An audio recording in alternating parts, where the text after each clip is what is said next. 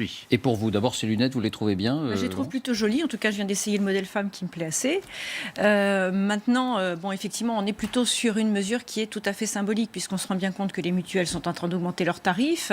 Il y a une autre problématique à laquelle je pense qu'il faut s'intéresser, c'est au fait qu'il y a quand même 5 millions de Français dans notre pays qui n'ont pas de mutuelle, parce qu'ils sont au-dessus des critères de CMU et qui n'ont pas les moyens financiers de contracter une mutuelle, ce qui fait que ces 5 millions de Français sortent complètement du dispositif, donc en réalité n'ont pas droit à ce 0% reste à charge et reste avec la problématique donc du soin et de l'accès aux soins. C'est ça, la partie des Français qui n'a pas qui la n'a pas de CMU. mutuelle, puisque c'est Parce que quand on a la CMU, quand on a la peut CMU, avoir on l'optique reste, gratuite. voilà. On est passé à la mutuelle obligatoire maintenant. Bah oui, Quand on est salarié, je suis désolée, mais tout le monde n'est pas salarié. oui c'est vrai. Bon, donc il y a 5 millions de Français qui n'ont pas accès à une mutuelle et qui donc ne sont pas concernés. C'est-à-dire qui ont la par cette, possibilité d'en oui. contracter une, mais À qui titre peuvent privé. ne pas en contracter Voilà, une. tout à fait, à titre privé et qui Les indépendants ne notamment. peuvent pas. Exactement. Donc ça c'est la première chose. La deuxième chose, c'est que par rapport aux dentaires, l'union dentaire donc qui regroupe l'ensemble des médecins donc dentistes, a précisé que 75% des dentistes refusent le tiers payant dans leur cabinet. Donc ça c'est une autre problématique, c'est-à-dire que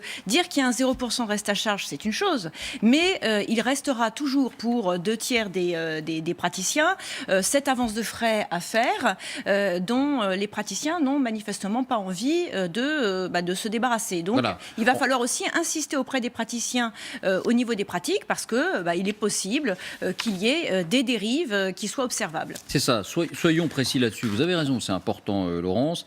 La Fédération des syndicats dentaires libéraux qui dit on a l'obligation de proposer ces prothèses donc, qui seront remboursées à 100%, qui sont gratuites, mais on n'a pas l'obligation de les poser nous-mêmes. Un certain nombre Parce que c'est une refusent de faire ces profession soins parce que- médicale et parce qu'on que- a la possibilité de refuser donc Oui. d'adresser le patient Parce à que ces quelqu'un soins d'autre. sont considérés comme étant moins rentables, moins bénéfiques. Donc, un certain nombre de médecins, de dentistes, vont refuser de pratiquer ces soins-là. Donc, il va y avoir aussi le problème de cet accès aux soins, d'un côté, et de l'autre côté, donc cette histoire de tiers payant. C'est-à-dire que quand on va chez le dentiste, on est obligé, encore aujourd'hui, de faire l'avance de frais. Il n'y a pas automatiquement de prise en charge. Donc, cette question reste importante et prégnante, parce que pour ceux qui n'ont pas les moyens de se soigner, la première des problématiques, c'est comment je fais les avances de frais.